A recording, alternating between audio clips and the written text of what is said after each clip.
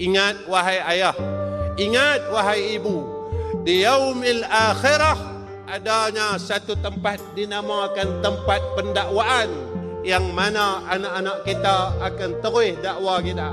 Ya Allah, ayah aku dia dalam dunia dia tak pernah ambil tahu pasal aku. Dia tak pernah tanya, dia sibuk cari duit. Dia tak pernah pun tanya dekat aku, kakak, abang dah semayang belum? Abang dah baca Quran belum? Abang mau tak puasa Syakban? Kakak mau tak puasa Rejab? Kita tak ambil tahu hal agama mereka. Kita sibuk dengan urusan dunia kita selama ini. Mereka akan tanya kita. Yang perempuan mereka akan tanya kita.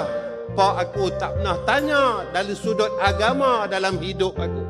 Haid aku dia tak pernah tanya. Nifas aku dia tak pernah tanya. Dia tak pernah tanya tentang masalah agama dalam diri aku.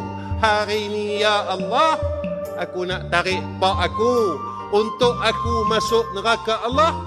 Aku silap pada hari ini, maka aku tarik orang yang menyebabkan aku silap semasa aku di dalam dunia.